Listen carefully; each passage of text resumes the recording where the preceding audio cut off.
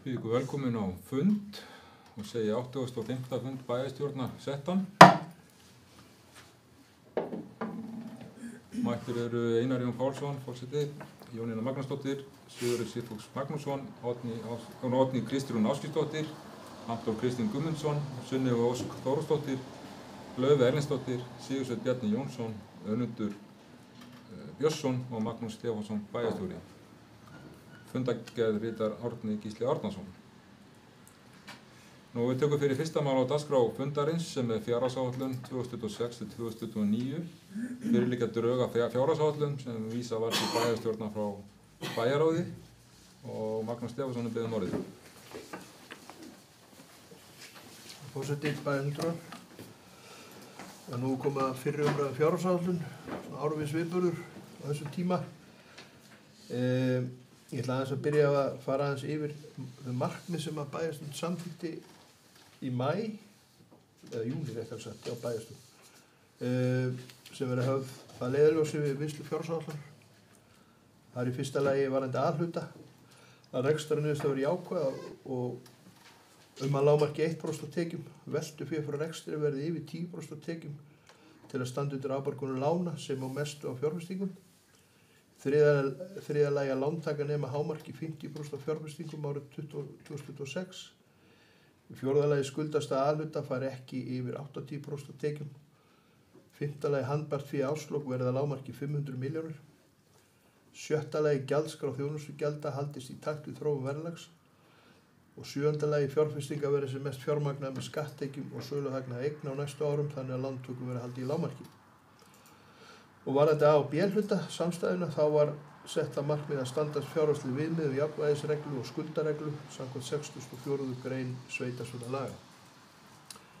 Ég ætli sjálfur sér ekki að fara djúpt í þessa áætlun sem liggur fyrir, hún er í drögum og það er ýmislegt eftir að gera, vinna í henni.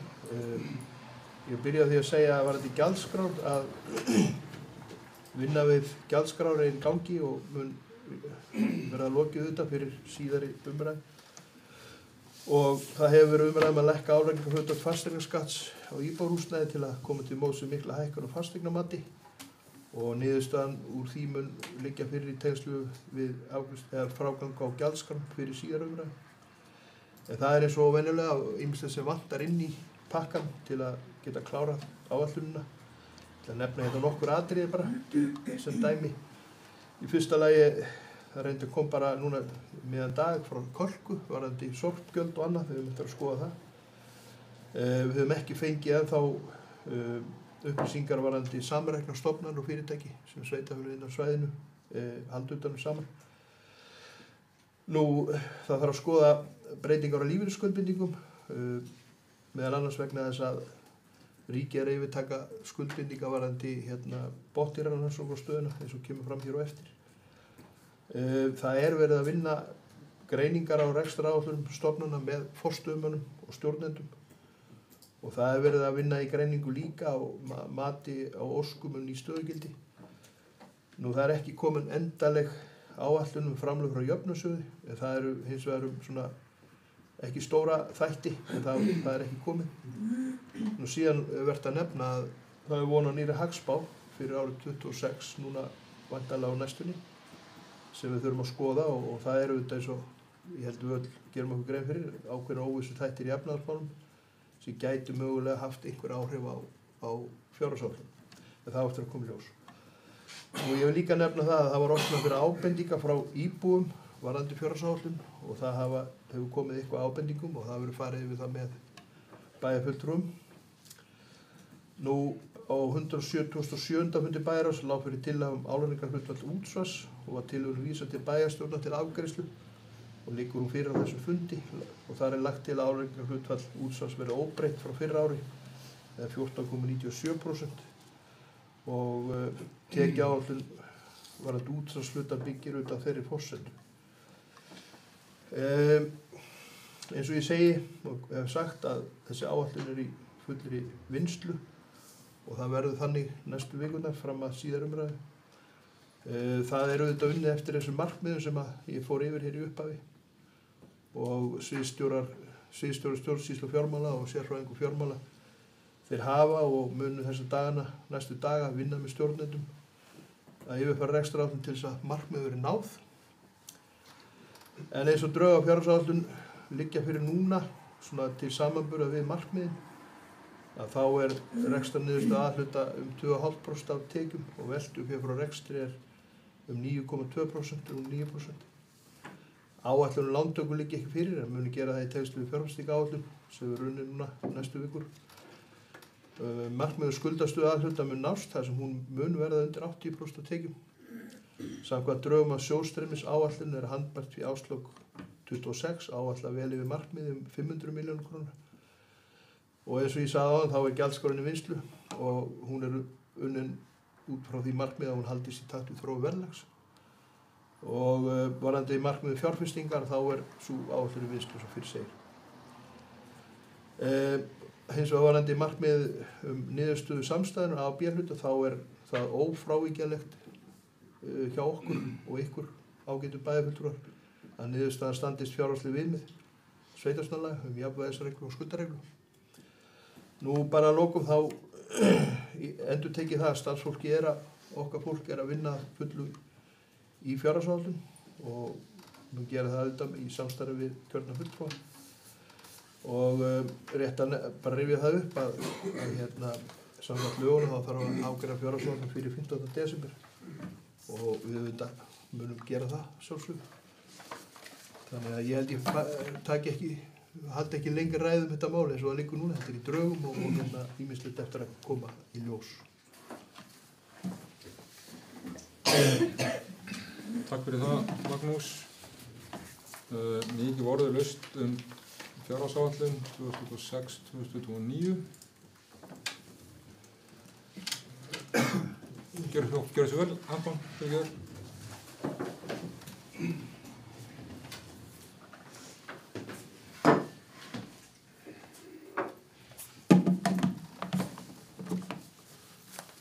Forseti og ágætu bæjarfulltrúar.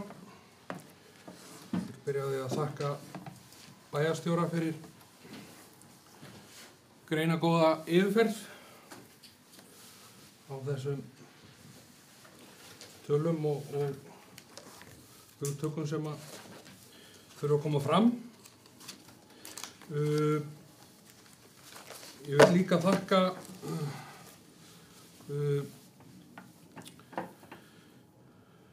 sviðsstjórum og forstöðumönnum fyrir kynningafundinn sem að bæjarstjórn fékk í heild sinni í samkomuhúsinu í Sandgerði. Það gaf þá mynd sem á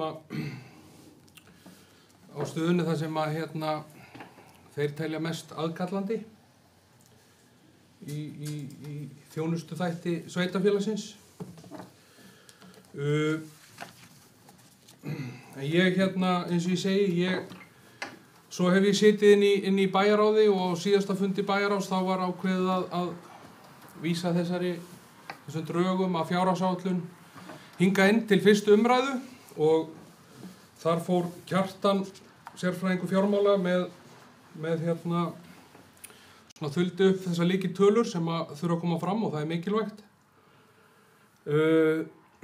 Aðra aðkomu hef ég ekki haft að þessari fjárhagsáætlun fyrir utan þessa tvo fundi, þess að vinnufundin og svo það sem hefur átt sér stað inn í bæjarráðinu. Þannig að ég hefur rauninni ekki komið að neinu ákvörðunarferli. Og Kjartan var með helvíti, afsakið orðbragðið, var með mjög góða svona punkta inn í bæjarráðinu. Ég saknaði svolítið að sjá ekki það gagn ég finn það ekki í fundagáttinni á mér. Það var svona lykiltölur sem hann þuldi upp inn í bæjarráðinu varðandi reksturinn. En ég fann það ekki inn í fundagáttinni fyrir fundin. Þar var búin að draga saman svona heildarsýn fyrir lykiltölur en eins og ég segi, maður bjargar sér alltaf sjálfur og ég hef reynt að klóra mig í gegnum þetta og ég getur rauninni ekki talað nema út frá þeim gögnum sem liggja hér fyrir.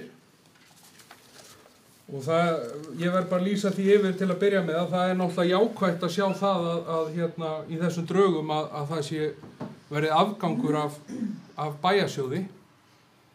Það náttúrulega gríðarlega mikilvægt að við séum að reka þetta réttum megin við núllið og þessi rekstra niðurstaða sem þarna, hún sýnir það að það sé jákvæð rekstra niðurstaða, en auðvitað væri maður til að sjá meira af því.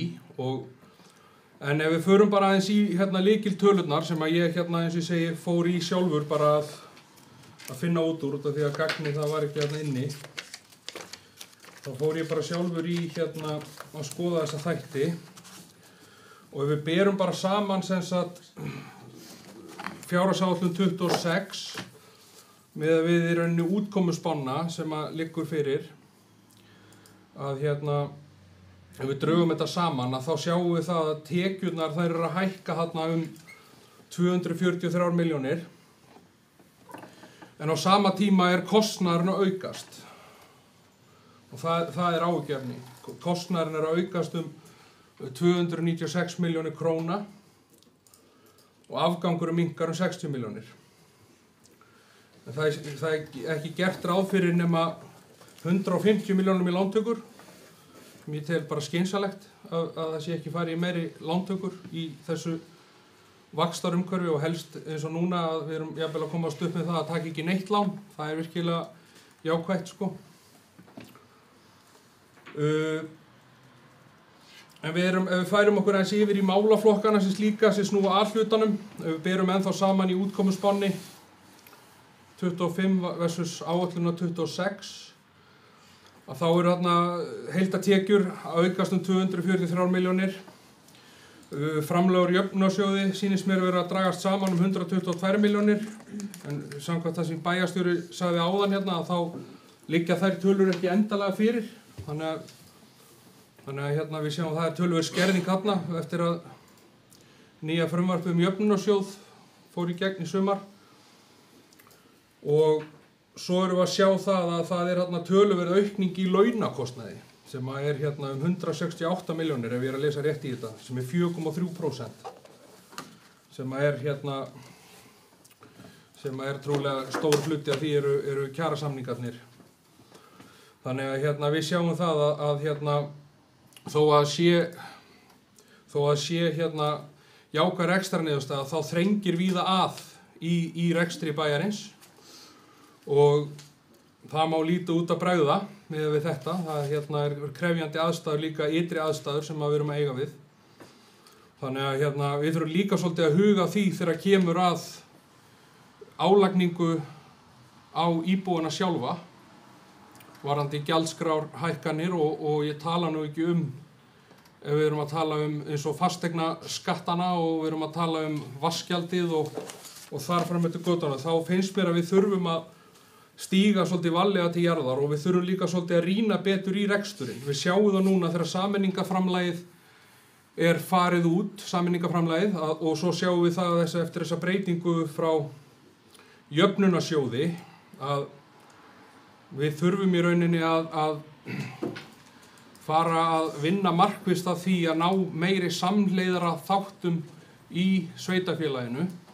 Þá ég að tala að við förum að horfa á þetta sem eina einingu, að reyna að draga saman með því að ná meiri samleiðara áhrifum sem að fylgir svona sameiningu.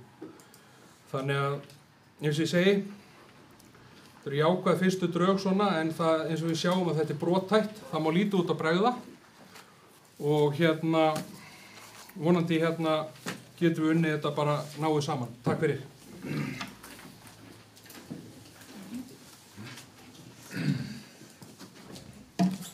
Takk fyrir Anton.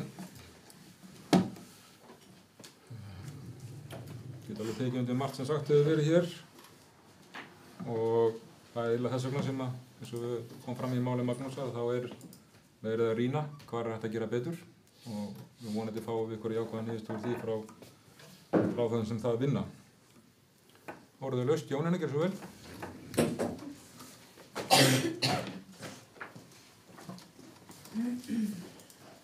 Forseti bæjarfulltrúar, ég getur verið sammála mörgum sem hefur komið fram, bæjarstjóra og bæjarfulltrúar Antoni. Svona spá í ég held við vitum þetta einmitt akkurat öll að, akkurat tekjurnar jú að aukast en kostnaðurinn líka aukast og sumstaðar í sumum málaflokkum bara línulegur og bara upp á við. Mér finnst mjög áhugaverður þessi punktur hérna sem að bæjarfulltrúi Anton kom inn á að ná fleiri samlegar þáttum í nýju sveitarfélagi og ég veit ekki betur en að starfsfólk og vonandi bæjarfulltrúi sé að reyna að finna þessa fleti til þess að nýta þessi samlega þætti og hvernig getum þá dregið úr kostnaði og hagrætt. En það væri kannski bara svona verðugt verkefni líka, bara fyrir bæjarráð og að ræða þetta í næsta bæjarráði. Að það séu setta fram, reynd bara eitthvað svona konkrétt tillögur, bara þá frá bæjarfulltrúum að það sé lagt fram. Hvar væri hægt að ná einhverju samlega þáttum betri? Fara bara reynlega í þá vinnu. Spurning hvort að hún geti á sér staði bæjarráði við vinnslu fjárhagsáætlanir. Legga kannski bara svona til aðeins inn í púkið. Takk fyrir.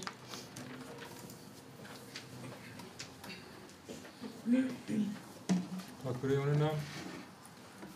Fleiri sem óskar að taka til máls. Magnús Sigfús, gjörðu svo vel.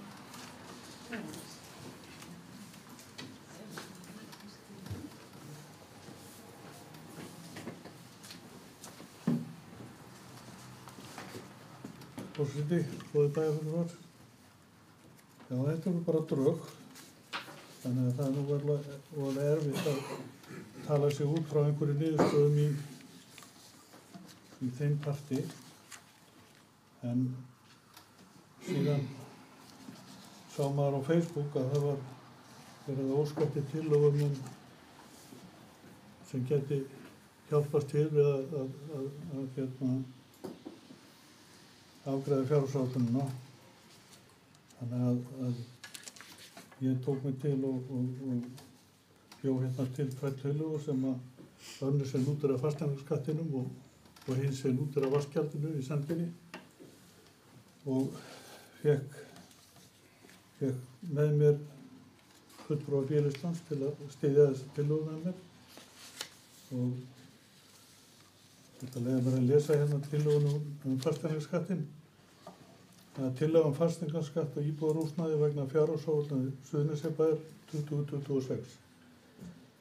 Bæjarfulltrúar B-lista og bæjarfulltrúi Magnús S. Magnússon leggja til við bæjarstjórn Suðurnesjabæjar að fasteignaskattar á íbúðarhúsnæði í sveitarfélaginu verða óbreyttir árinu 26 frá gildandi fjárhagsáætlun árið 2025.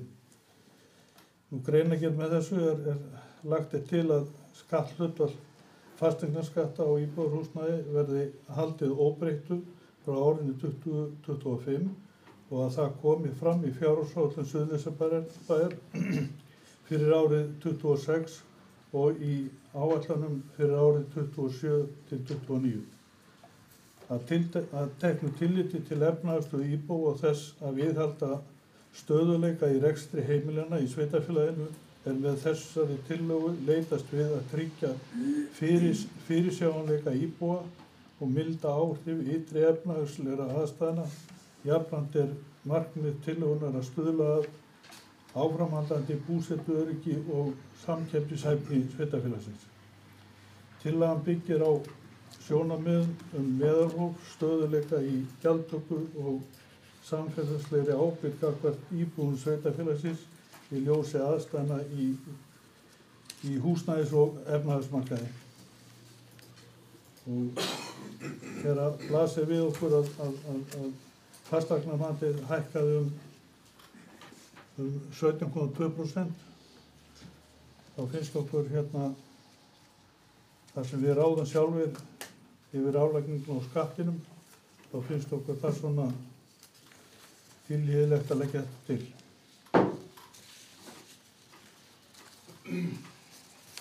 Nú, hinn tillagan segja með, hún lútir að vatnsgjaldinu og tillaga gjaldskrá vatnsveitu Suðurnesjabæjar í Sandgerði. Bæjarfulltrúi B-lista og bæjarfulltrúi Magnús S. Magnússon leggja til við bæjarstjórn Suðurnesjabæjar að breytt verði með gjaldskrá vatnsveitunar sveitarfélagsins þannig að notaði séu sömu reikningsstuðlar og HS veitur nota við útreikningar og verðlagningu á köldu vatni í garðshluta Suðurnesjabæjar. og greinargerð. Það með öllu óeðlilegt að ekki séu notaði sömu reiknistuðlar við útreikning og álagningu á vatnsgjaldi í Suðurnesjabæ nú þegar mikið misræmi í greiðslu og vatnsgjaldi í sveitarfélaginu og að okkar mati þá óboðlegt að það sé mismunað íbúðum á þennan hátt. Í fjárhagsáætlun 2019 var vatnsgjaldi í Sandgerði til að mynda hækkað til að jafna álagninguna við HS veitur á þeim tíma. Þess vegna teljum við nú nauðsynlegt að nota sér við sama reiknistuðlinn við útreikning á vatnsgjaldi í sveitarfélaginu. Mikið misræmi hefur myndast í verði á vatni þar sem reiknistuðullinn í Sandgerði bundinn við fasteignamat eigna en í Garði reiknað út frá rúmmetrum eigna.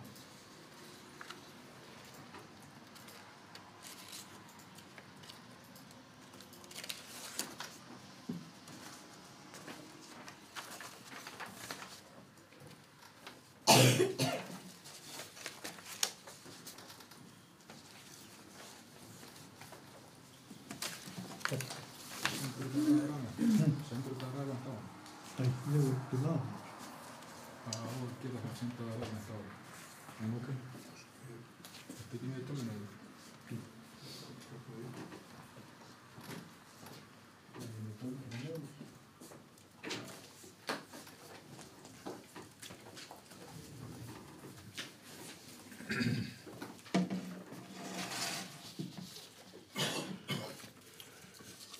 Takk fyrir þetta, bæjarfulltrúi Magnús.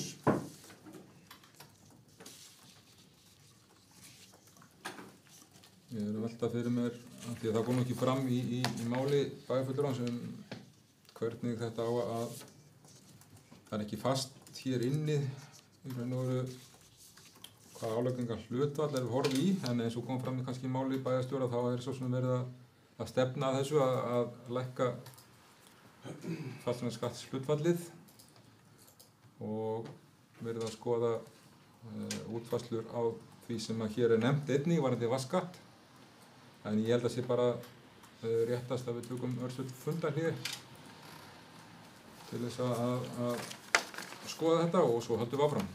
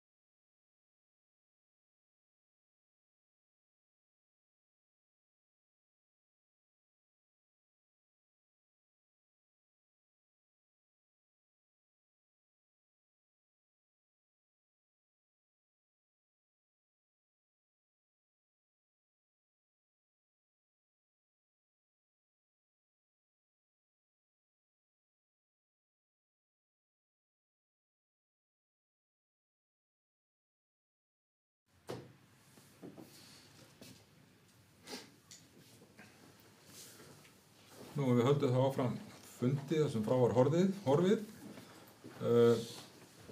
Þessar tvær tillögur hérna eru framkomnar og það eru nú að mörgu leyti takt við það sem kom fram í máli bæjarstjóra hér áðan. Það væri verið að skoða. Það er ekki á bakvið þetta neina tölur hvað þetta kostar og við teljum bara rétt að vísa báðum tillögum áfram til vinnslu við gerð fjárhagsáætlunar. Orðuðu laust. Magnús Sigfús.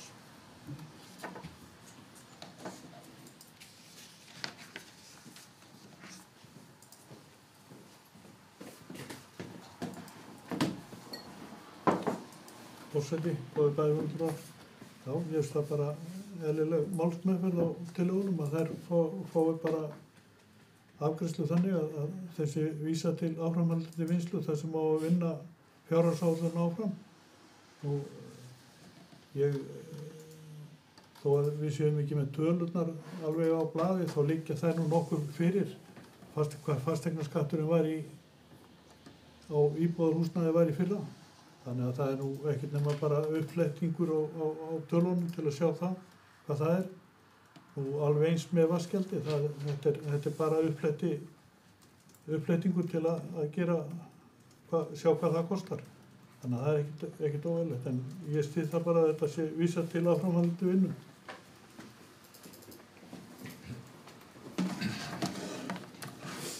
Takk Magnús.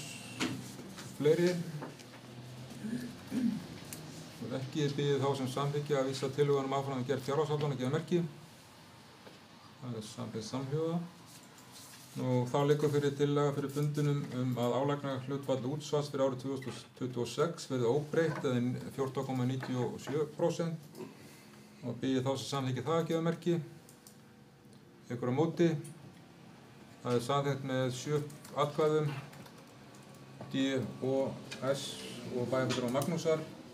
Fulltrúa Framsóknar sitja hjá. Þá óska ég eftir samþykki fundarins til að vísa gerð fjárhagsáætlunar til seinni umræðu á næsta fundi bæjarstjórnar, því þá sem samþykki það gefa merki. Einhver á móti. Það er samþykkt með 6 atkvæðum D og S lista. Bæjarfulltrúi Magnús og bæjarfulltrúar B-lista sitja hjá.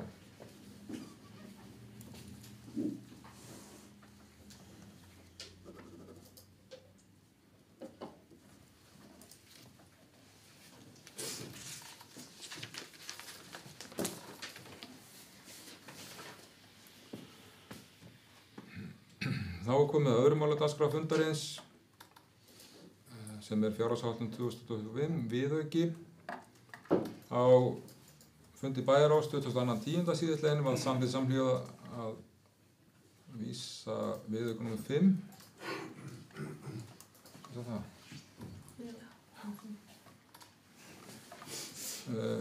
Forstjóri utan lögheimilis til staðfestingar hjá bæjarstjórn.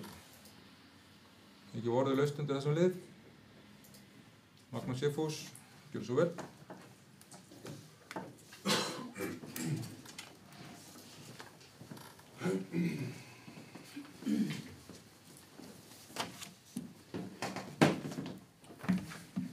Forseti, góðir bæjarfulltrúar. Já. Ég er að velta fyrir mig að koma með viðauka upp á 290 milljónir þegar 10 mánuðir eru liðnir á árinu. Ég finnst það svolítið svakalegt. Á sama tíma og við bókuðum og greiddum atkvæði gegn fjárhagsáætlun í desember í fyrra og það þótti svolítið sérstakt að við skyldum gera það. En þá bentum við akkurat á þessa þætti að þetta væri vanáætlað tæpa 300 milljónir eða 300 milljónir. Það er bara að raungerast. En það sem furðar mig í þessum viðauka að það er aðrar endurgreiðslur upp á 130 milljónir. þá er ég að velta fyrir mér hvað þáttur þetta er. Það er hægt að skilja hina þættina. Það er hægt að skilja þá en það er alls ekki hægt að skilja þessar 130 milljónir. Ég vil okkur að vita hvar það er tekið.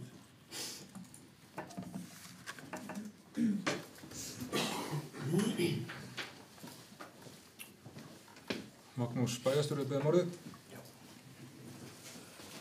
Já, forseti bæjarfulltrúar, þetta mál er náttúrulega eins og það er og það er mikið búið að vera þrýst á það að sveitarfélögin sem eru með þennan kostnað fá upplýsingar hvað ríkið leggur til eða sem sagt hvaða framlag sveitarfélögin fá til þess að standa undir þessum kostnaði. Á síðasta ári var úthlutað á potti hjá ráðuneytinu upp á 500 milljónir. Við fengum rúma 40 milljónir út úr því. Á þessu ári er búið að auka verulega fjármagn í þetta. Ég held að séu rúma 2 milljarðar sem að verður útdeilt til sveitarfélagana. En við höfum bara fengið þau svör að það mun ekki vera afgreitt fyrir svona undir lok ársins, sem er ekki gott og við höfum gert athugasemdir það. Þetta eru miklu fjármunir og ég veit að sum sveitarfélög sem er í þessari stöðu eru bara í bölvuðu vandræðum. Þetta varðar auðvitað lausafjárstöðu og annað sem að menn lendi í vandræðum með. En þessi tala þarna sem að nefnd þetta er bara tala sem við leyfum okkur áætla að fá út úr þessum potti. Ég er reyndar þeirra skoðunar að ég þori varla að segja það, en ég gerir ráð fyrir að vera eitthvað meira. En þetta er bara áætlun sem við lögðum fram að gæti orðið að minnsta kosti sá styrk eða það framlag sem við fáum ríkinu. Þannig að það er svarið við þessu.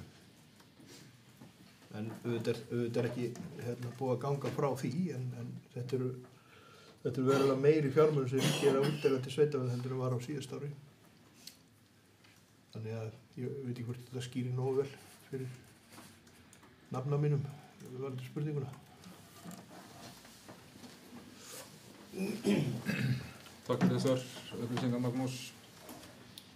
Og til að geta þess bara fyrir bæjarfulltrúa að í þingmannaheimsókn í kjördæma, síðbúinni kjördæmaviku, þegar þingmenn á heimsótt okkur á síðasta föstudag, þá tóku þetta einmitt upp við okkar þingmenn að það væri náttúrulega alveg ófært að ríki geti bara ekki komið einu sinni með áætlun hvað eigum að fá mikið tilbaka og þetta langt liðið á árunum. Þar sem það er raun og liggur nokkurn veginn fyrir fjöldi þeirra einstaklinga sem að koma sem eru undir þessum lið og einnig hvaða upphæð liggur fyrir. En þetta er líka kostnaður sem eins og við þekkjum sem ríkið átti að taka og það var óvíst á hvaða tímapunkti þeir myndu taka það. Og nýttu við þá okkur þá afstöðu í fyrra að fara þá leið, það setið ekki áætlun því að við töldum það ekki rétt vegna þess að ríkið hefði átt að taka þennan kostnað. Og þetta svo sem fyrir og var sagt frá í upphafi árs og við gerum áætlanina í fyrra. En orðið laust undir þessum lið. Anton, gjörðu svo vel.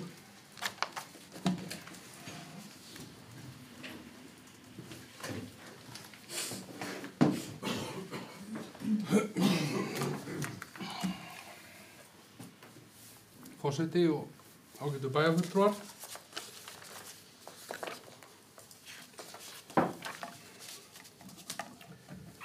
Já, þetta er þetta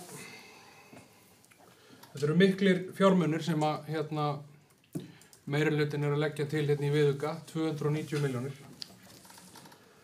Og það var nú ástæðan fyrir því að við gátum ekki stutt fjárhagsáætlunina í desember í fyrra, fyrir þetta ár. Þótti því að það lá alveg kristaltært fyrir frá forsvarsmönnum félagsþjónustunnar hér í sveitarfélaginu og okkar fagfólki að þessi kostnaður myndi á öllu líkindum lenda á bæjarsjóði. Þessi kostnaður hefur verið á bæjarsjóði og hefur verið að sliga sveitarfélagið, leyfum mér að segja það, bæði rekstrarlega og það er farið að ganga á lausafé sveitafélagsins. En það er samt sem áður óábyrgt að áætla ekki þennan kostnað því að hann var fyrir og það lá fyrir í áætlunum að þessi börn sem eru búsett í sveitafélaginu með fjölþættan vanda þyrftu áframhaldandi þjónustu. Þannig að engu að síður þá var meirihluti sem tók það ákvörðun að áætla aðeins 50 milljónir króna í málaflokkin. En nú erum við með viðauka hérna upp á 290 milljónir. Og þetta staðfestir einlega bara það sem við minnihlutunum bentum á við afgreiðslu fjárhagsáætlunar í fyrra.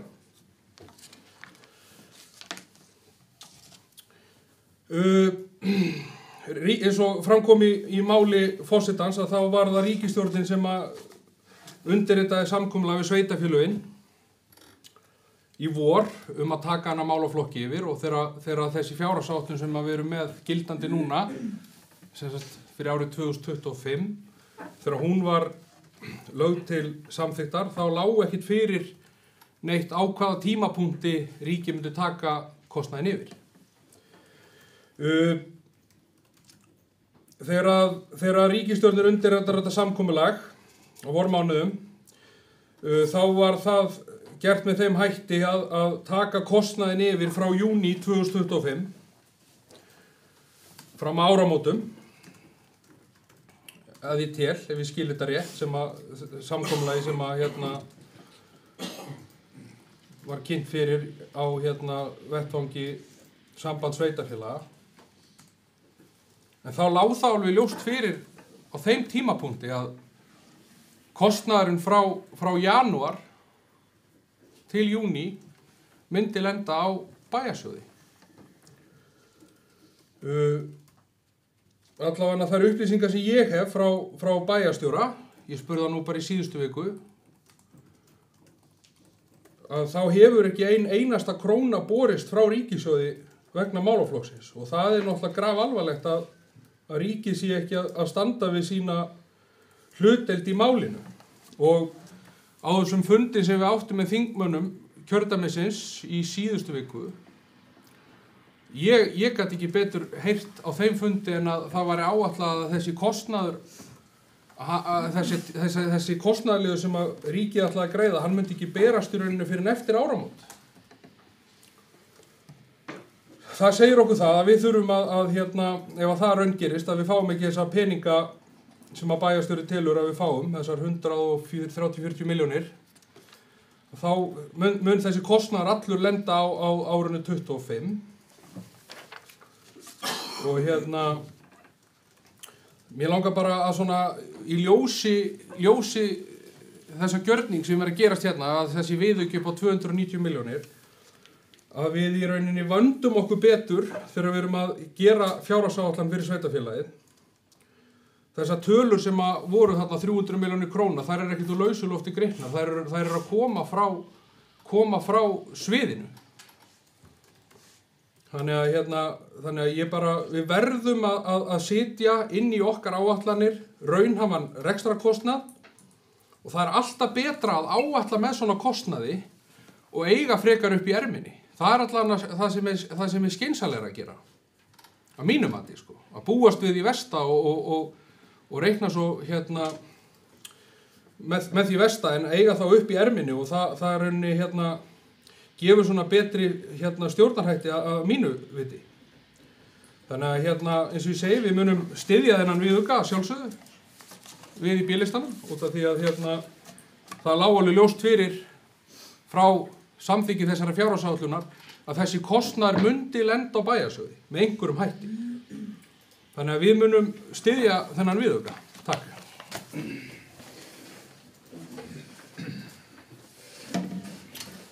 Takk fyrir Anton. Rétt bara að geta þess að svona aðeins til þess að allt sé á hreinu og alla staðreyndir sé uppi og þá var þetta rætt við gerð fjárhagsáætlunar fyrra. Það var akkúrat eins og bæjarfulltrúi og Anton bent á að það lá ekki fyrir nákvæmlega á þeim tímapunkti hvenær ríkið myndi koma inn í og bera kostnað.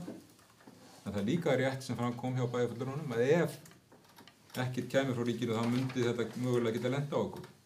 Og við vissum alla tíð af þessu og það er óeðlilegt að vera að setja eitthvað inn í sem að ríkið hefði átt að taka á sín kostnað. Sigursveit, gjörðu svo vel.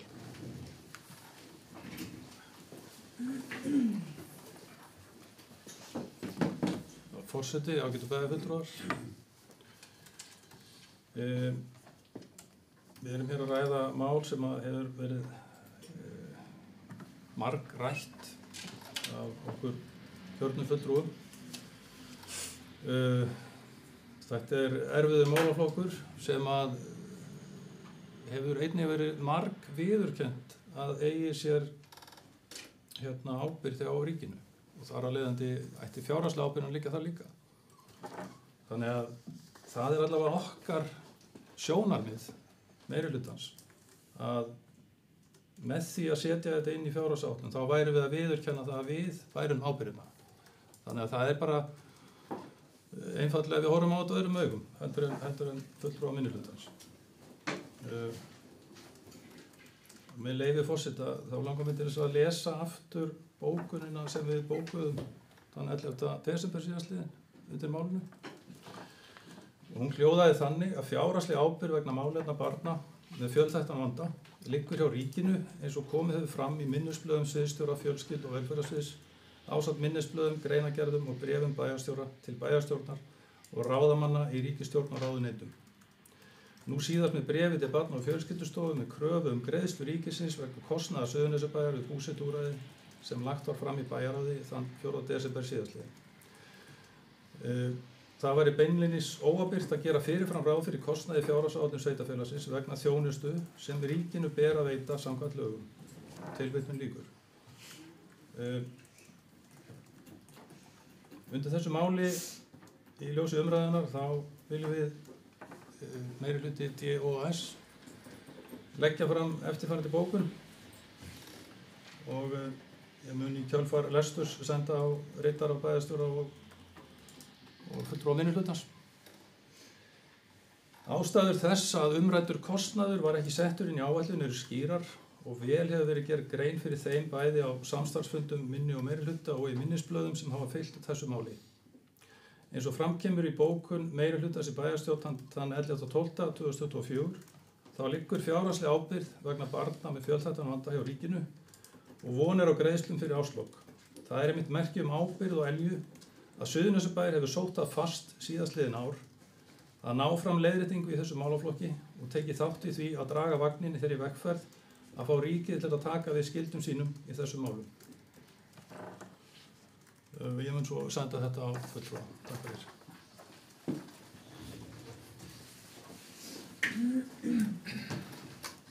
Takk Sigursveit. Orðið ennþá laust undir þessum lið. Magnús Sigfús, gjörðu svo vel.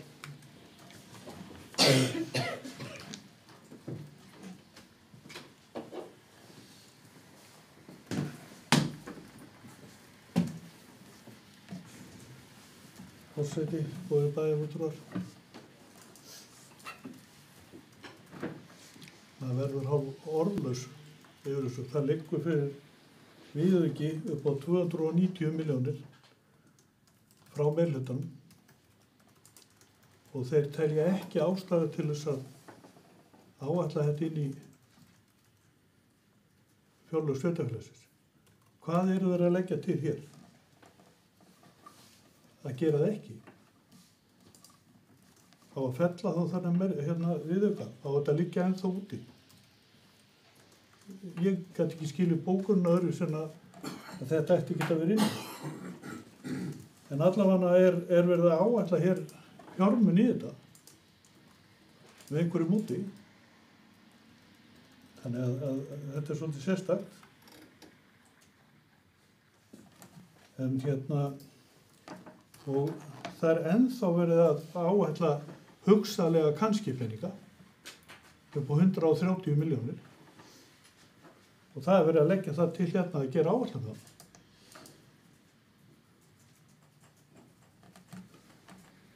En þið getið ekki skilið orð okkar svoleiðis að við teljum málaflokkin ekki eiga heima hjá ríkinu.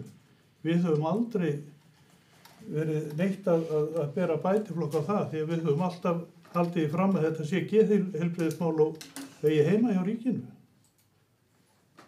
En okkur ber samt að greiða þetta og eru búnir að vera að greiða þetta og við erum að áætla samt peninga hérna upp á 130 milljónir sem ekki eru hérna í hendi.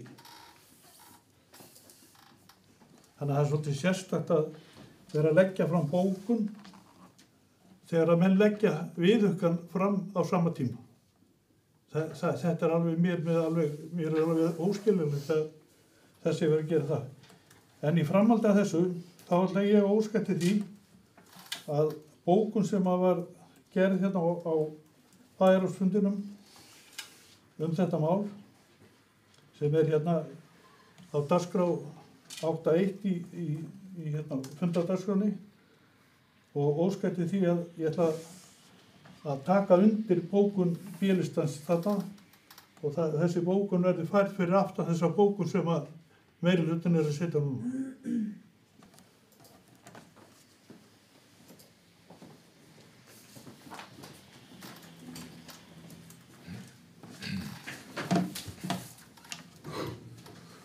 Svona til að taka á allan af, ég veit ekki hvernig bæjarfulltrúi Magnús hefur skilið það svo að við ætlum ekki að samþykkja hann viðauka, þá er það bara til að taka það alveg á hreint, sko. Það stendur til að samþykkja viðaukann. Þannig að ég veit ekki hvers konar útúrsnúningur er hér í gangi. En ég bara hafa það á hreinu, það stendur til að þess vegna liggur þessi viðauki fyrir og að samþykktur í bæjarráði. En það sem við erum einfaldlega bent á og Sigursveinn bent á hér áðan að það hafa allir verið upplýstir stöðuna allan tíman og það lá ekki fyrir hversu há upphæð þetta er og eins og kemur fram, það er áætlað að við fáum 130 milljónir upp í þessa tölu. Bæjarstjóri fór vel yfir það hjá hann og ef það verður mikið hærri upphæð að þá mun það verða bara lagfært í nýjum viðauka. En ef það verður ekki svo hátt þá þurfum við að bæta við viðauka. Það er ekki eins og við sjáum alveg hvað er í kristalkúlunni. Þetta er ósköp eðlileg framvinda á málinu. Ég held að menn sé nú bara svolítið í svona einhverjum leik að reyna að snúa út úr. En við skulum í það minnst að vona að ríkið muni skila fjármagninu vegna ársins 2005 og það muni skila sér inn í ársreikning fyrir árið 2005. Orðið laust undir öðrum lið. Anton, gjör svo vel.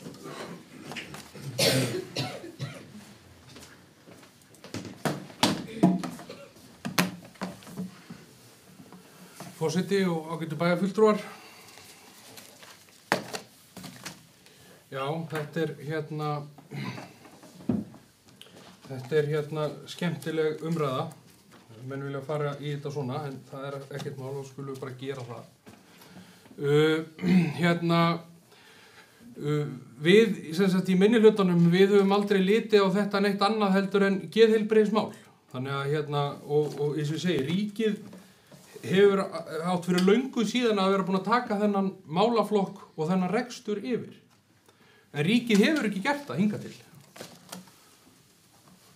Það eru fögur fyrirheit það að ríkið ætla að taka yfir málaflokkin með börn með fjölþættan vanda, en enn sem komið hefur ekki borist ein einasta króna frá ríkissjóði vegna málaflokksins. Og meðan að svo þá ber sveitarfélagið ábyrgð á þessum börnum sem búa hér í sveitarfélaginu. Og við þurfum að sinna þessari þjónustu og mér sýnist ekki annað en að meirihlutin sé á því með því að vera að samþykkja þennan viðauka, með það sem forsetinn segir hér að þeir ætla að samþykkja viðaukann. Það var gert líka í bæjarráðinu, samhljóða. Þannig að það er raunin ekkert verið að segja neitt annað en að þessi kostnaður mun lenda á bæjarsjóði og það er alveg fyrir séð, eins og ég sagði áðan, að sviðið því okkar færasta starfsfólk komið þar upplýsingar í fjárhagsáætlunarvinnunni í fyrra að það myndi lenda á bæjarsjóði rúmlega 300 milljónir króna.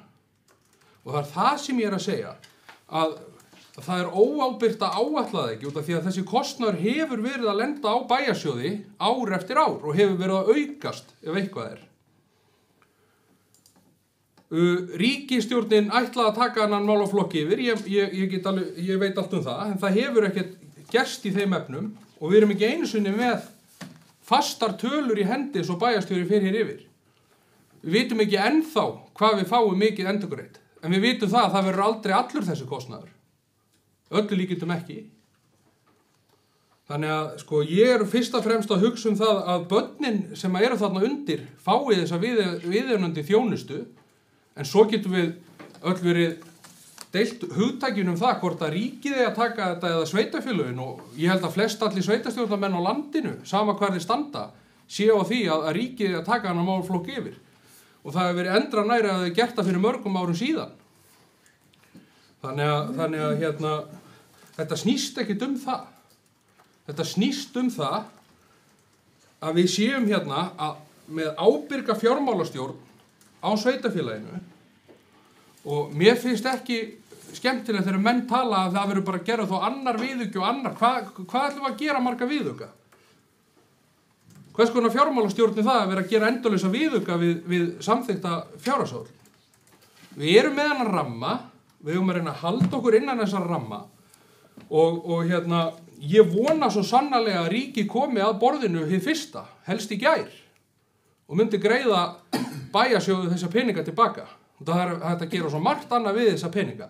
En meðan að svo ekki, þá ber okkur skylda að taka utan þessi börn og sinna þeim.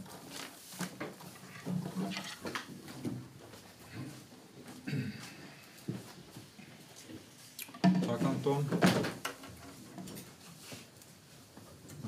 Það góða við það að við erum öll sammála það sem Anton endaði á að segja hér áðan. Taka utan börnin og sinna þeim, og það akkurat það sem við höfum verið að gera. En við erum að ræða eitthvað allt aðra hluti heldur það hér. Við erum að ræða það að hér viðauki, og við erum að ræða það hvort þetta hefði átt að fara inn í fjárhagsáætlun fyrir ári síðan ekki. Það snýst umræðan frá bæjarfulltrúum minnihlutans ef ég skil rétt. Við erum öll sammála hitt. Við viljum að sjálfsögðu að þeir fái þessa þjónustu, og það hefur við sýnt í verki. Algjörlega sammála því sem bæjarfulltrúi Anton sagði varðandi það, ríkið hefur löngu átt að taka þetta yfir, og það var það sem við vorum að sækja. En við sáum ekki fyrir við gerð fjárhagsáætlunar hvenær ríkið kæmi inn í þetta. Það var rætt fyrir ári síðan að mögulega kæmiður inn í þetta á miðju ári og myndu einnig þá greiða hluta kostnaðinn. Það er akkurat það sem Það verður mjög óábyrgt að setja ykkur að háartölur inn eitthvað sem mögulega er því.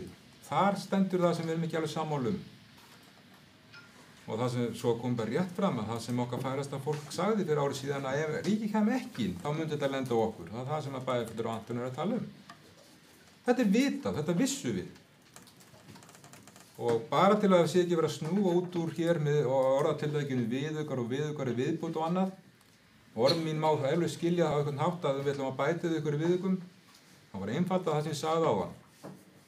Sem dæmi, ef við fáum meira en þessar 130 milljónir, sem við vísa hér til, að þá verður meira eftir. Ef við fáum ekki þessar 130 milljónir, þá gefur auga leið að við verðum að gera viðauka við það. En það er mat okkar færustu manna hér í stjórnsýslunni að þetta sé sá hlutur sem við fáum.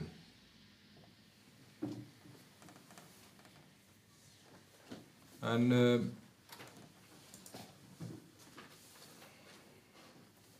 eru fleiri sem óskar til að taka til mál undir þessum lið? Magnús Sigfús. Þriðja sinn en gefur alveg sens.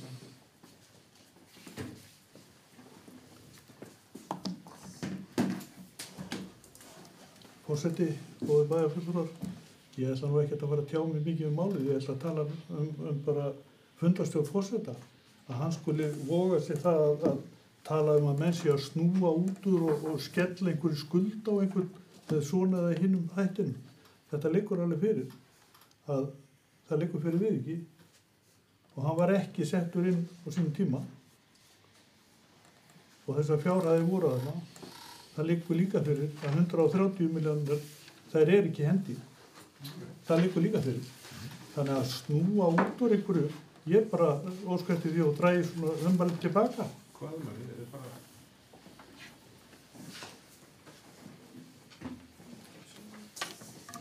Ég verð nú að viðurkenna bæjarfulltrúi Magnús Sigfús að ég veit ekki hvað ummæli ég á að taka tilbaka, ég var að útskýra hlutin hérna og hann hlýtur þá að miskilist verulega nema að aðrir bæjarfulltrúar taki undir. Þetta er alveg hálfrétt sem bæjarfulltrúi Magnús sagði, það liggur fyrir viðauki. Það var ekki gert ráð fyrir þessu við fjárhagsáætlun ársins, það er rétt.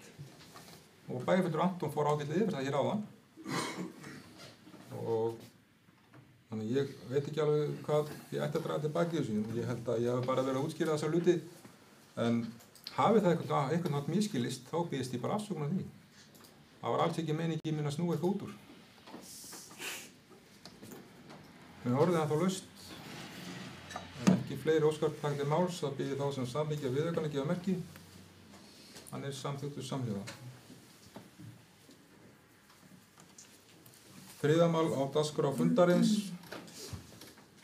er aðalskipulagsbreyting á S13 samfélagsreit í Sandgerði og á AF3 afþreyingar á ferðamannasvæði og OP2 opnu svæði og IB12 íbúðasvæði. Á fundi framkvæmda á skipulagsráðs 16.10. var samþykkt að leggja tillögu bæjarstjórn að auglýsa og senda tillögu breytingu á aðalskipulagi Suðurnesjabæjar til staðfestingar af skipulagsstofnun og að tillagan fái málsmeðferð samkvæmt 2. málsgrein 36. greins skipulagslaga nr. 123 frá 2010. Orðuðu laust tillöguna. Bið ég þá sem að samþykkja að auglýsa og senda tillöguna með breytingum á aðalskipulaginu til skipulagsstofnunar að gefa merki. Það er samþykkt samhljóða. Fjórða mál. Tillaga að deiliskipulagi við Sandgerðskirkju, tjaldsvæði og ferðaþjónustu við Byggðaveg.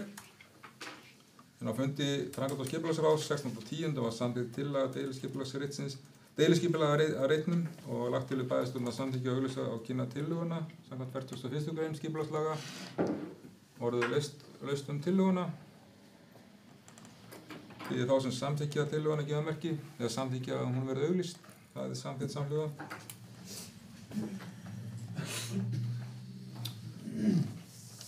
15 mál, botndýr á Íslandsmiðum, lífeyrisskuldbindingar starfsmanna. En á fundi bæjarráðs 29.10.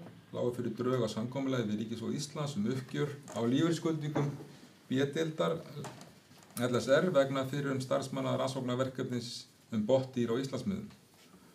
Bæjarráð samþykkti samhljóða að fela bæjarstjóra undirrita fyrirliggjandi samning við Ríkissjóð uppgjör á lífeyrisskuldbindingunum. Og það er óskað eftir staðfestingu bæjarstjórnar þessar lífeyrisskuldbindingar og þennan samning en orðið laust undir þessum lið. Magnús Sigfús gjörðu svo vel.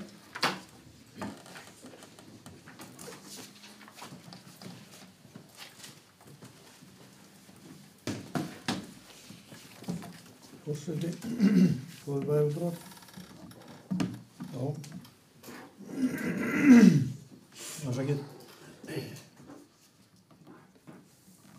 Já, það er svona pínu gleðistund að það skuli vera komin einhver lok í þessi mál, þessi lífeyrismál í sambandi við botndýra rannsóknarverkefnið og þessa starfsemi sem var þarna á vegum háskólans. Þetta stóð út af alltaf. Okkar meining var alltaf að þeir ættu alla skuldbindingarnar, ekki bara helminginn. Og þegar var verið að eiga við á fyrst, þá voru þetta ekki upphæðnefna upp á réttum 70 milljónir. Þetta hefur bara vaxið svona mikið á þessum tíma. Þeir komið hér upp í 146 milljónir. Og auðvitað er gott að geta lokið einhvern veginn málunum á einhvern annan máta. Og það fer bara vel. En ég er ekkert alveg ægilega kátur yfir niðurstöðunni. Hún hefði mátt vera betri. Að mér finnst persónulega vant alveg 80 milljónir upp á, en hitt er annað mál að einhvern tíma þarf einhverju að ljúka og ég hef nú tekið þátt í mörgum samningum þannig að ég gerir mig grein fyrir því að maður fer ekki alltaf allt.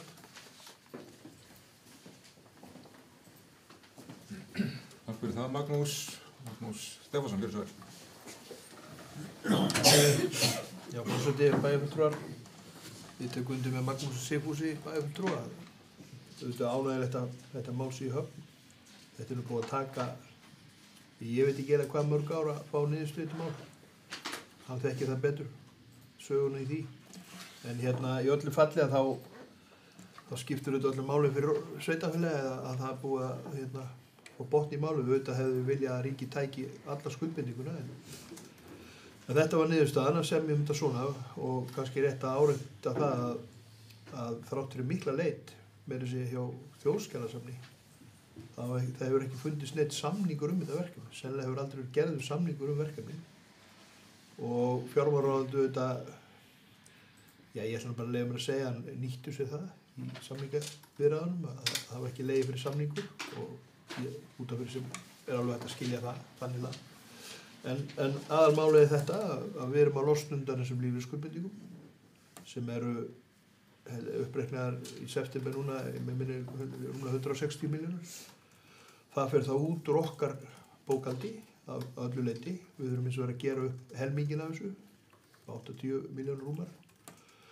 En þetta skiptir máli auðvitað fyrir efnahag sveitarfélagsins að þetta fær út úr skuldbindingunni. Og jafnframt það að við höfum verið að greiða inn á þessu skuldbindingar núna. Ekki alveg kláraði hvað það er há fjárhæð þess ári, helst ekki eitthvað ríflega 3 milljónir. Við losnum þetta því líka. Þannig að þetta er á öllu leyti bara jákvætt og gott. En ég get alveg verið sammála bæjarfulltrúa Magnúsi Sigfúsi að maður hefði náttúrulega viljað sjá að þetta hefði verið gert upp á öllu leyti inn. En þetta er staðan og berum við að fagna því.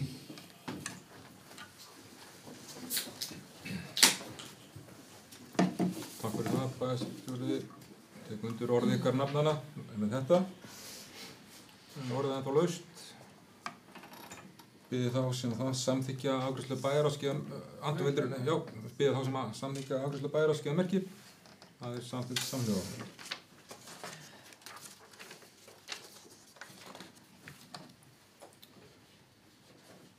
Sjötta mál á dagskrá fundarins er erindi frá bæjarfulltrúa Úrsúlu Maríu Guðjónsdóttur þar sem hún óskar eftir leyfi frá störfum í bæjarstjórn frá 1. nóvember 2025 til 1. janúar 2026.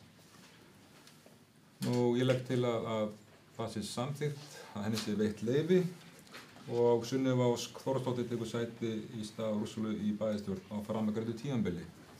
Fyrir þá sem samþykkja það að gefa merki. Það er samþykkt samhljóða. 7. mál er fundaráætlun bæjarstjórnar en fyrir liggur tillaga að 87. fundur bæjarstjórnar fari fram miðvikudaginn 10. desember 2025 í stað 3. desember og jafnframt undir þessu er lagt til að bæjarstjórnarfundur sem var skráður 7. janúar verði farið til 14. janúar en að bæjarráð fundi í þessi stað 7. janúar og bæjarráðsfundur þá 14. janúar falli niður. Það verði víxla janúarfundunum. Þetta er gert að beiðni bæjarstjóra og þeirra sem starfa hér á stjórnsýslusviðinu að í framhaldi af þessum breytingum á desemberfundum sé rétt að gera breytingar á þessu líka. Vilja bæjarfulltrúar að ræða þetta og ekki biðið þá sem Anton vildu ræða. Gjörðu svo vel, Anton.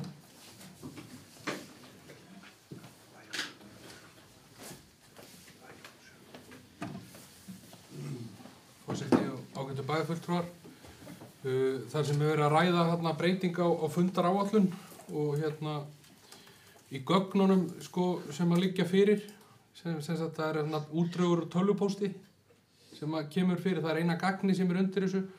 Ég ætlaði bara að óska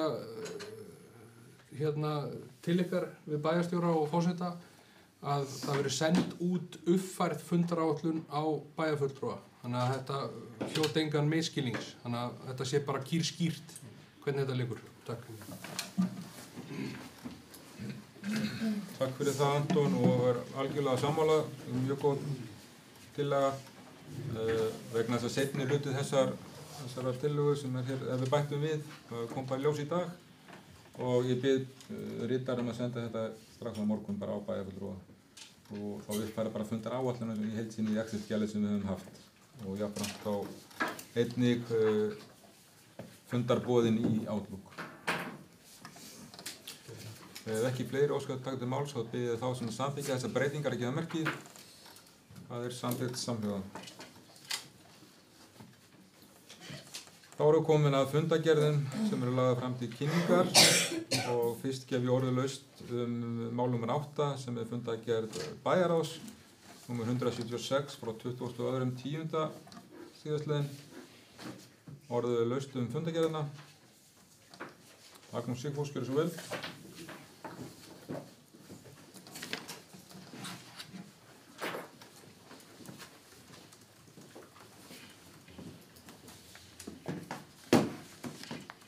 Það er hérna 8.2, Gefnaborg, samningur rekstur. Það er svona gaman að fá að vita hvað er þarna á bakvið þetta. Ég held að væri þarna við rekstur og væri að sjá að hann rekstur fyrir okkur. Já. Þannig að það er eiginlega, það er ekkert sem er undir þessu sem að maður getur skoðað hvað að ræða. Þannig að, og svo var aftur hérna Lionsklúbb Sandgerðis, jóla og eldri borgara. Maður sá enga niðurstöðu í því máli hvar það væri. Þannig að það kom ekki það sá aðeins að það var frestað til næsta fundar og það kemur ekki þar inn. Þannig að þetta er svona fyrirspurn hvar þetta liggur. Þessum tömmulegum. Takk fyrir þessar spurningar, Magnús Sigfús. Magnús bæjarstjóri, gjörðu svo vel. Já, forseti bæjarfulltrúar, fyrsta lagi varðandi samninga við Gefnaborg eða rekstur Gefnaborgar. Þá er vissulega samningur hann, en sviðsstjórinn okkar í fræðslu sviðinu hefur verið að vinna því að endurskoða og sú vinna er í gangi. Hún kom inn á fundinn þarna til að gera grein fyrir þeirri vinnu og hérna, já, ég held að það var ekkert meira það að segja í bíli. Það er bara verið að vinna í uppfærslu á þessu samningi. Hitt var, já, Lions, sko, það er gert ráð fyrir fjárhagsáætlun ársins 1.200.000 krónum. Framlag Suðurnesjabæjar í þennan árlega jólafund sem Lions hefur staðið myndarlega undanfarin ár, varlengi. Það kom hins vegar upp að félagsstarf aldraðra er að bjóða líka eldri borgurum í jólahlaðborð og niðurstaðan þarna var sú að óska eftir upplýsingum eða einhverju varðandi það að reyna einhvern veginn að sameina þetta eða hafa þetta sé ekki í tvennu lagi. Og ég veit að frístunda og tónstundafundurinn hefur verið viðræður við Lionsmenn og ég er ekki alveg með upplýsingur það, en allavega hafa þær viðræður í gangi og það getur vel verið að það verði niðurstaðan núna að þetta verði bara með óbreytt sniði að þessu sinni, en það verður reynt að finna einhverja leið til að sameina þetta í framhaldinu. En ég vona að það liggi fyrir bara hjá bæjarráði fundi næstu viku. Það þarf að gera það. Það styttist í jólavertíðina.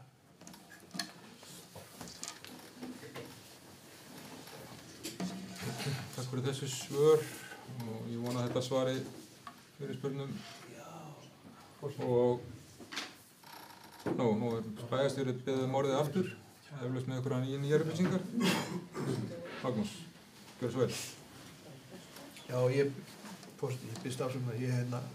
Það var á öðrum fundinum var fjallað viðauka vegna reksturs Gefnaborgar sem meðal annars er tilkomin af kjarasamningum sem hækkuðu á launakostnað og einnig vegna aukins kostnaðar við sérstuðning fyrir börn og leikskólann. Þetta er nú verið 2 mál, má segja, á þessum 2 fundum. Ég veit ekki hvort ég komin inn í næsta mál, en þetta er annars vegar endurskoðun á samningi, rekstrarsamningi, og hins vegar var verið að flagga þessu varðandi þennan aukna kostnað sem er að mestu leyti komið til af hækkun kjarasamninga.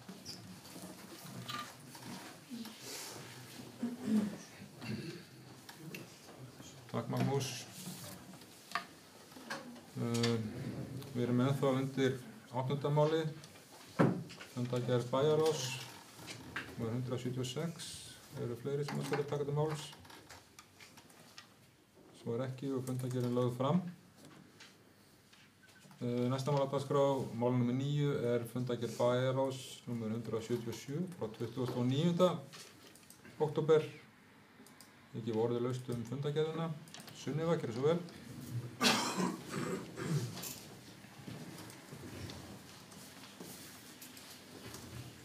Forseti og bæjarfulltrúar. Ég ætlaði bara að taka undir alvarlega málsins varðandi vegagerðina og bókun bæjarráð sem var þennan dag. Bara aðstæður voru algjörlega óásættanlegar, varðandi bara öryggi íbúa og allar sem sækja þjónustu til og frá sveitarfélaginu. Og bara það er eiginlega okkar allra hlutverk að passa að slíkt gerist ekki aftur og þrýsta á vegagerðina og vera bara með virkt eftirlit líka. Það var allavega mín upplifun á að þjónustan spila ekki saman bæði bara milli viðbragðsaðila, lögreglunnar og vegagerðarinnar og bara mikilvægt að við stöndum vörð með þetta mál.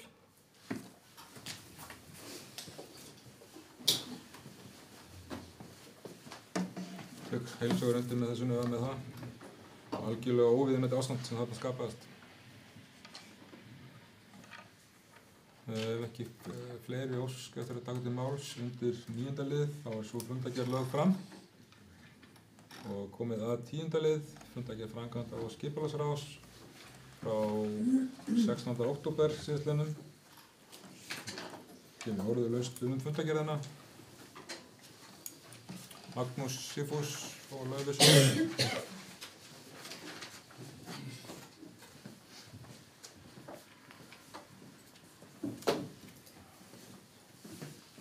Forseti, góður fundarmenn.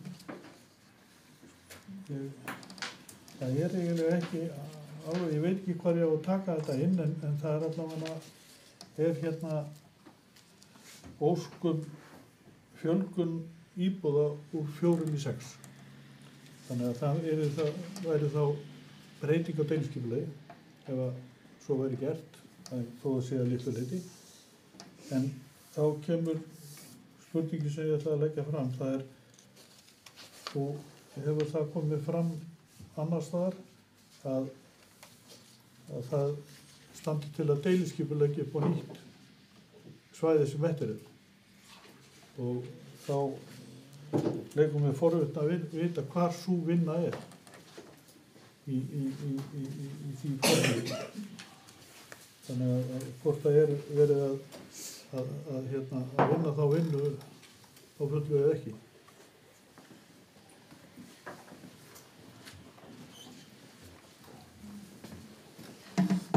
Takk fyrir þessa spurningu, Magnús. Það sem er að fjalla þarna er breytingin á hverfinu áfram í framhald af skerjahverfinu. Það er þá 3. hluti áfangans. Sú vinna er farin í gang, en ég veit ekki hvað hún nákvæmlega stödd, Magnús. Ég skal bara kanna það og koma því til skila. Ég veit að það var komið bara í gang strax í upphafi, en við erum ekki kunnugt að síðan er komin gögn allavega, við erum ekki fengið það í ráðið, en ég skal bara kanna hver staðan á því er. Og það er líka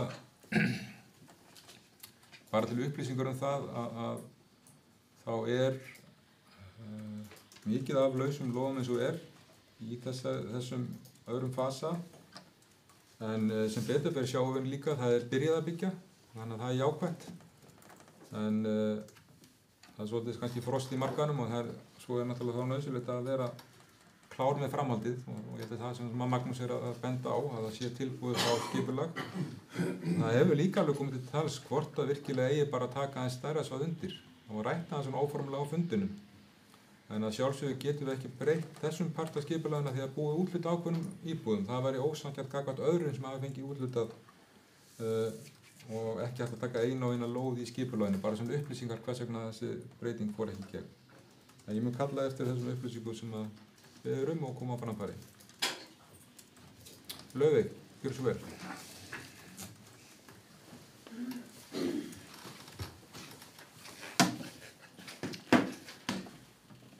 forseti, bæjarfulltrúar, mér langar hérna að taka til máls undir máli 10.3 sem fjallar umhverfis- og loftslagsstefnuna okkar og hérna skjal sem þar undir sem að mér finnst bara ótrúlega flott og jákvætt að sjá koma til okkar. Við leggjum töluverða vinnu í að leggja fram vandaðar stefnur í ýmsum málaflokkum og við biðjum svolítið eftir þessari umhverfisstefnu sem var samþykkt í maí 2024 og núna fáum við þetta skjal sem lagt fram í framkvæmda skipulagsráði og fjallar forgangsröðun þeirra atriða sem fram koma í stefnun okkar.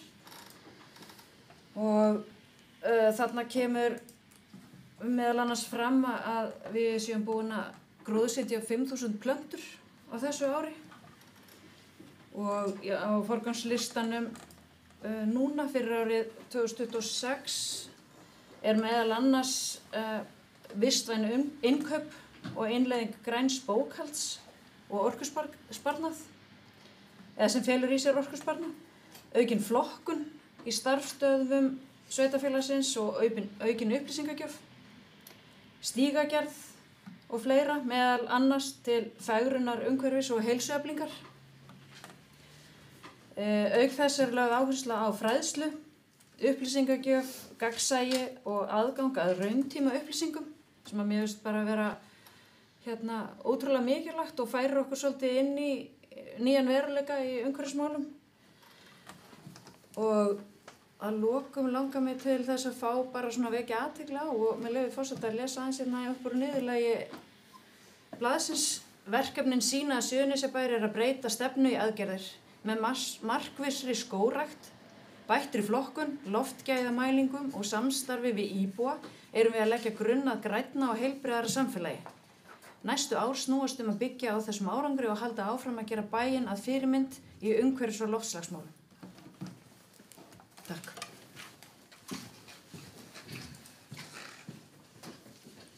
Takk fyrir það, Laufey. Orðið laust. Anton, gjörðu svo vel.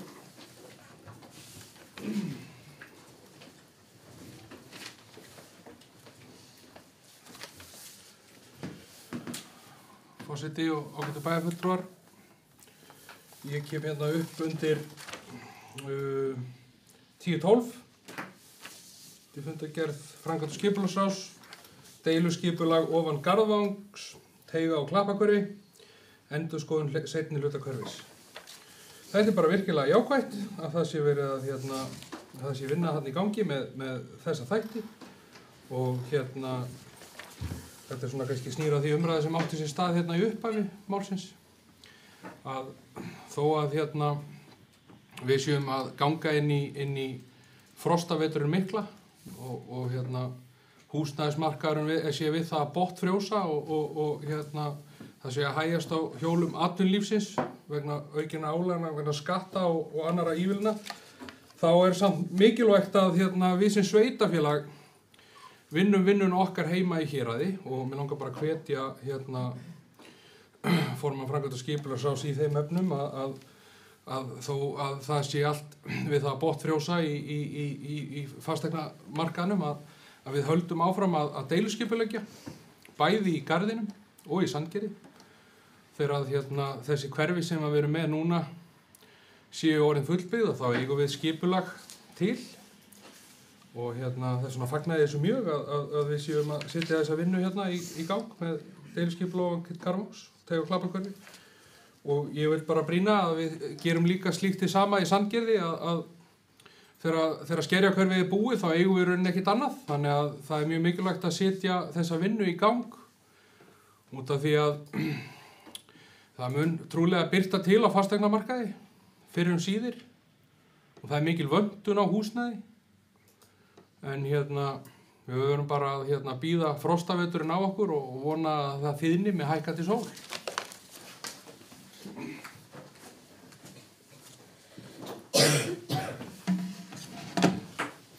Þakka hvatninguna, Anton. Fleiri sem óskar taka til máls? Svo ekki. Það fundargerðin lögð fram og komin að 11. máli sem fundargerð fræðsluráðs frá 17. október síðastliðnum. Ég orðið laust fundargerðina.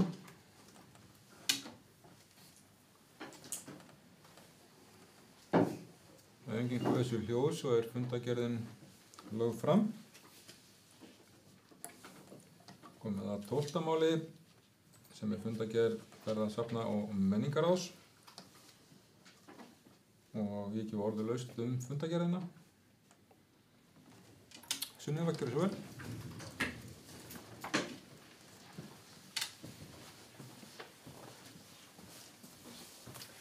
Forseti og bæjarfulltrúar. Mér langaði bara til að vekja athygli á staðsetningu nýs jólasvæðis í Sængjarshluta Suðurnesjabæjar. Hvetja íbúa til þátttöku þegar tendra verður ljós á jólatrénu. Þannig að ný staðsetningu við vörðina ef að fólk var ekki búið að kynna sér það og þeir sem eru heima að horfa. Og líka varðandi áramótin, það hefur komið fram að það verður haldið áfram í það að vera með kyndlana, sem bara mjög skemmtileg hefð sem er að myndast og hvetja íbúa til þátttöku. Takk.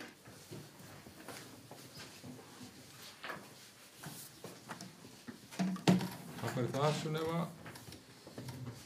Og ég held að við öll tökum undir það, hvetja fólk til þátttöku einmitt í þessum viðburðum. Ekki fleiri áskilja taka til máls, þá fundargerðin lögð fram.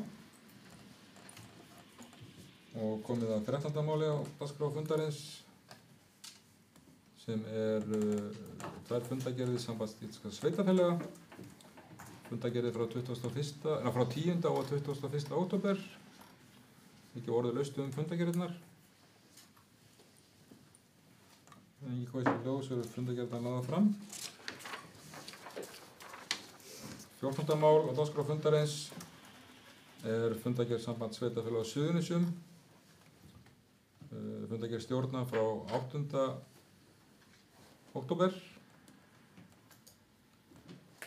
Og vil ég nú byrja á að óska fulltrúa okkar í stjórninni til hamingju með formannsembættið og óska henni og stjórninni góðs gengis á verkefnum okkar, eða verkefnum fyrir okkur öll á svæðinu. Anton, hefur beðið orðið, gjörðu svo vel.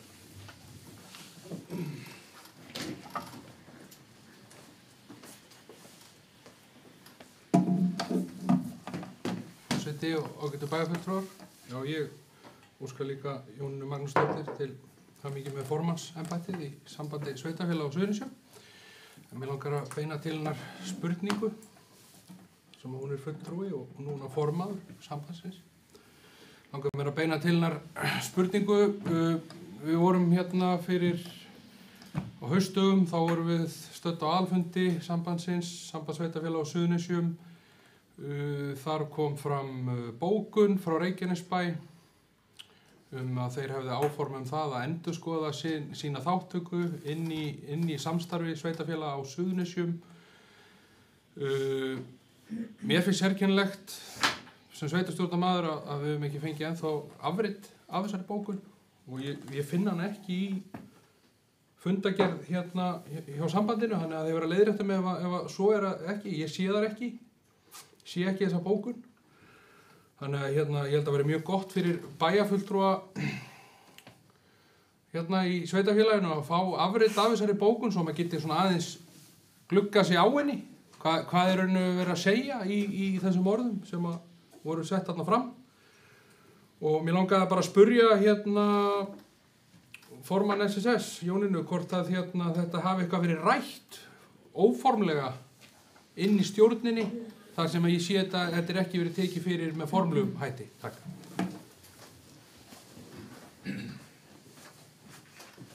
Takk fyrir þetta, Anton. Jónína, gjörðu svo vel.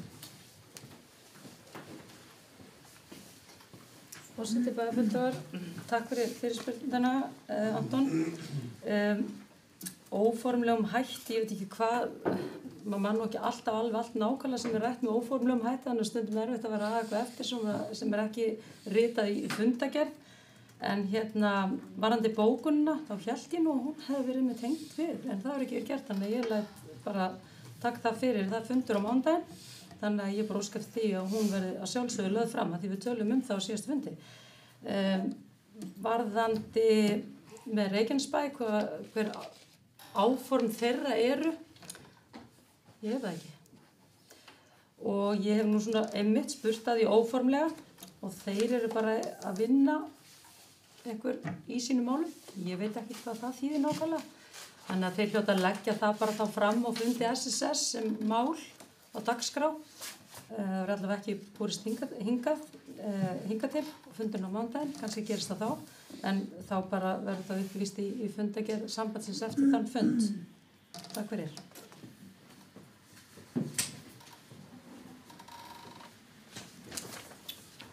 Takk fyrir það, Jónína. Ég held að sé bara til áreikningar þá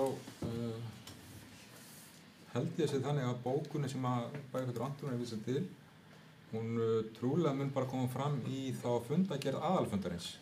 Hún er gagn þar. Ég held hún ekki verið lögð fram. Ég er sjálfur rétt hjá Antoni, en ætti að koma sem partur af aðalfundagerð og það er kannski þá íta eftir að hún verið þá lögð fram og kláruð að SSS. Því ég gerum ráð fyrir að það ætti nú að fara að vera klárt.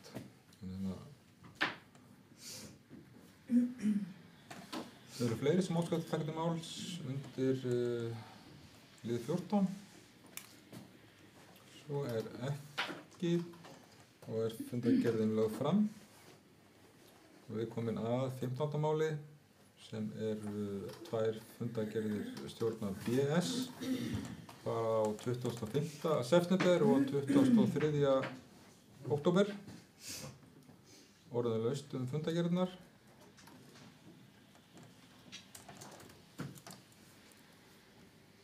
Engin hversu hljóðs og einhverju hluta vegna þá er talva mín að stríða mér. Við tökum þetta gamla móta með blaðinu eins og Anton sagði. Það stríðir mér, það er fleiri en 1000 lent í brasi, en það er gott að hafa blöðin eins og Bæjarfellur Anton hefur oft sagt. Fundagerð BS eru þá bara lagað fram, engin hversu ljós. 16. mál á dagskrá fundarins er fundagerð heilbrigðisnefndar Suðurnesja, fundur frá 8. október og gef ég orðalist fundagerðina. Engin hversu ljós og fundagerð lögð fram. 17. mál er fundagerð stjórnar þekkingarsetur Suðurnesja, fundur frá 25. september, orðalist fundagerðina. Oddný, gjörðu svo vel.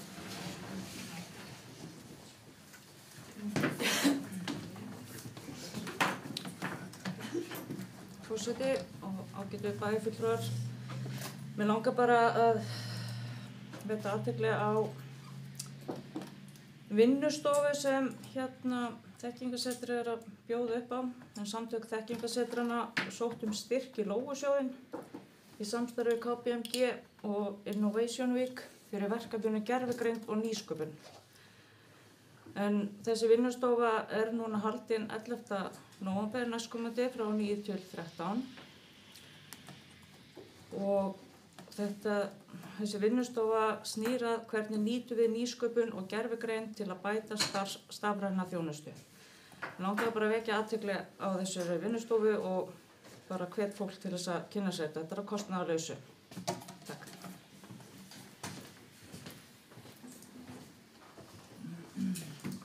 Takk fyrir Oddný. Fleiri óskar að taka máls og er ekki Magnús Sigfús, gjörðu svo vel.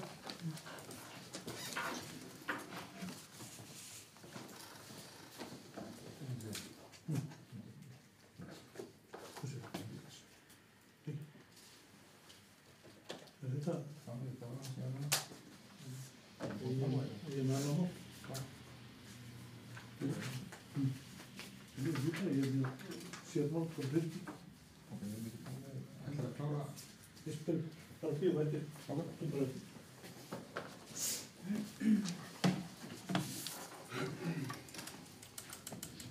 Ekki fleiri taka til máls undir 17. máli.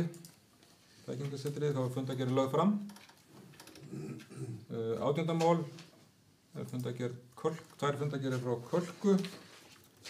Þá frá 9. september og 14. október. Ekki orðulaust fundagerðirnar.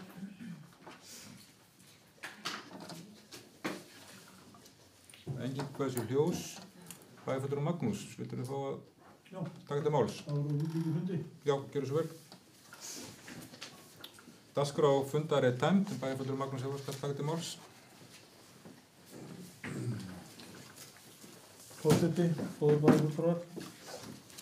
Ég var með fyrirspurn hérna í júní til þáverandi forseta bæjarstjórnar kostnað í kringum hvað hefði kostað, væri komið mikil kostnaður í hönnun og tilfærslun á gervigrasvöllunum. Ég kom með spurningu í sumar þegar ég var áheyrnarfulltrúi. Þá kom ég með spurningu til formanns bæjarráðs með sama hætti. Síðan kom ég með sömu spurningu á síðasta fundi. Og nú voru liðnir 5 mánuðir og mér hefur ekki borist eitt einasta svar. Og mér þykir það leitt ef að maður biður svar á opinberum fundi að það skulle ekki geta borist svör við svona hlutum. En mér finnst það slæmt. Þetta er ekki góð stjórnsýsla ef að þetta er lykilhlutverkið. Það er hægt að skilja að það sé einhver töf á svörum, en þegar það eru liðnir þetta, 5 mánuðir, 3 mánuðir, mánuður, ég finnst það ekki boðlegt.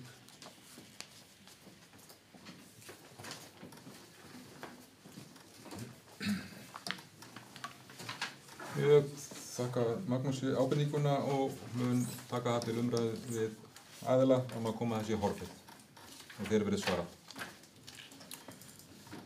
Dagskrá fundar tæmd og komið lestri fundagerðar. Er ritari tilbúinn?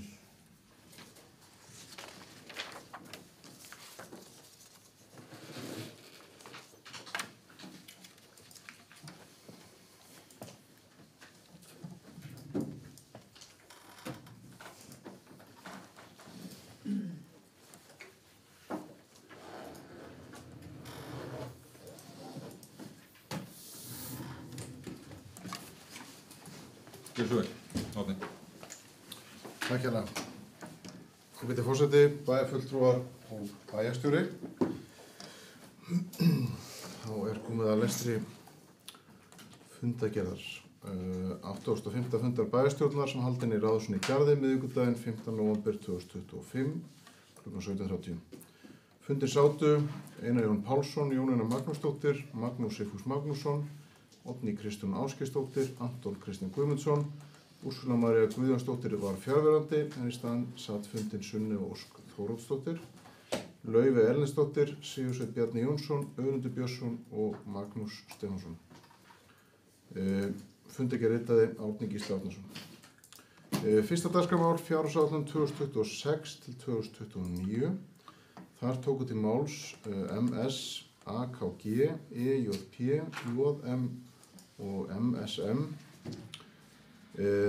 Þar var farið til bókar 2 tillögur frá bæjarfulltrúum B-lista og bæjarfulltrúum Magnúsi S. Magnúsinni.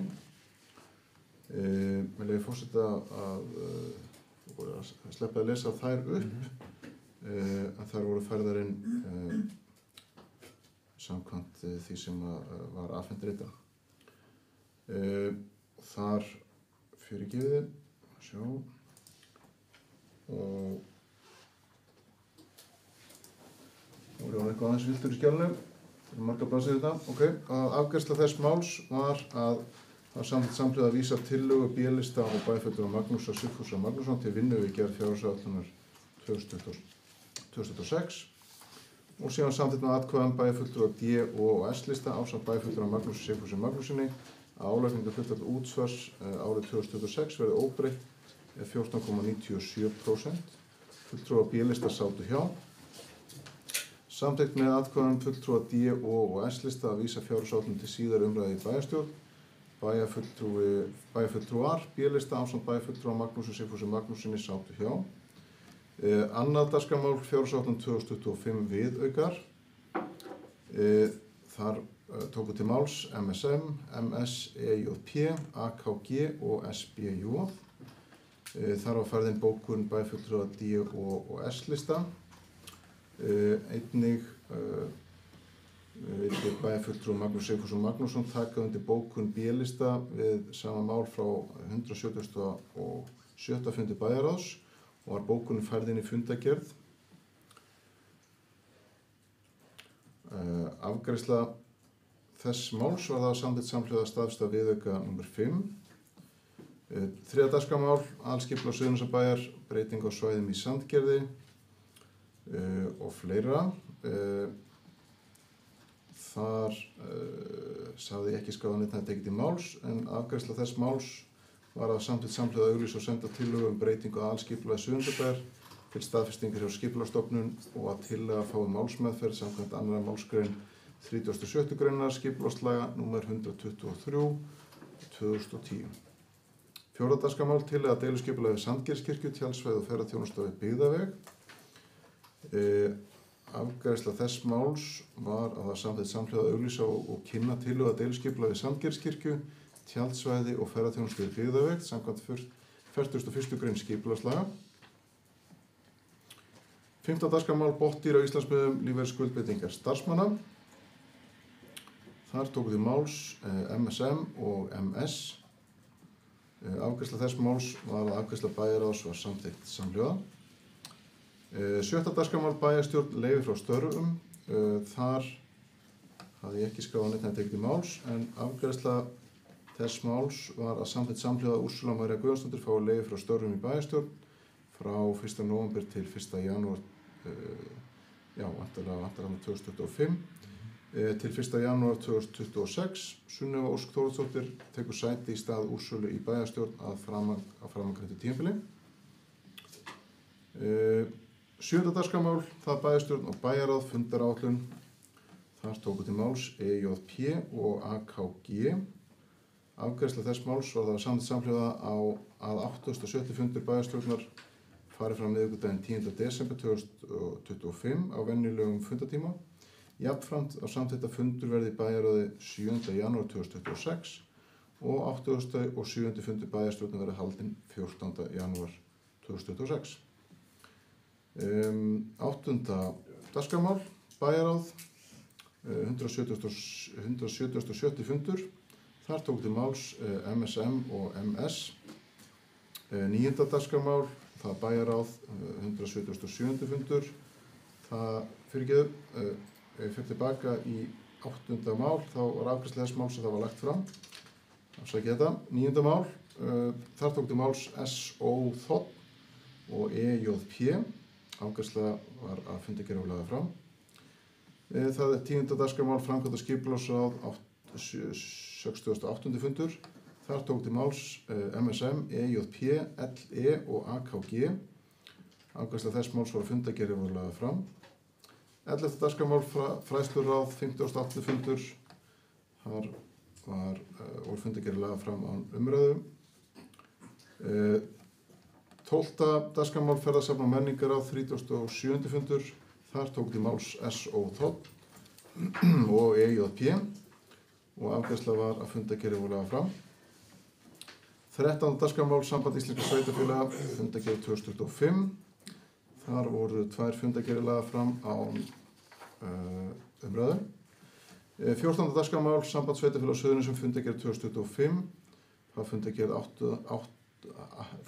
númer 816. Þar tók til máls EJP, AKG og JM. Afgreiðsla þess var að fundargerðin var lögð fram. 15. dagskrármál, brunandi Suðurnesja, fundargerð 2025. Þar voru 2 fundargerðir lagðar fram án umræðu. 16. dagskrármál, heilbrigðisnefnd Suðurnesja, fundargerð 2025. Fundargerð fundar nr. 320. Afgreiðsla af fundargerðin var lögð fram. Við erum komin á 17. dagskrármál, þekkingarsetur Suðurnesja, fundargerð 2025.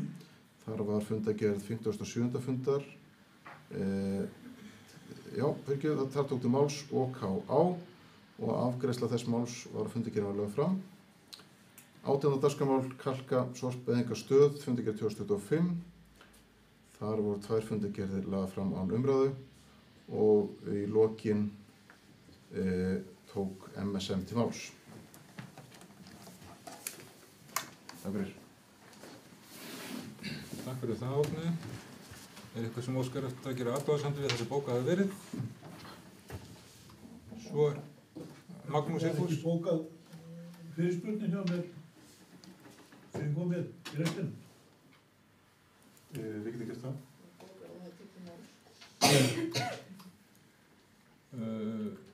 Fyrirspurnin var fyrirspurn lögð fram, en það var það sem ég bara, hver var fyrirspurnin? Hver var fyrirspurnin? Já, ég meina hvernig hún, viltu hafa hana bókað, skilur við bara, hér er bara einfaldlega óska eftir svörum, það er bara þannig. Fyrirspurnin var bara eins og fyrirspurn sem hefur verið kostnaðinn á tilfærslunni og hönnunni á gerðugrafsferðinni. Já, bara ítrekkar svör við fyrirspurnin. Já, það er bara það sem er spáið. Það verður fært til bókar. Ef ekki fleiri athugasemdir eru, þá er fundi slitið 1921. Þú þarft að slökka á græjunni.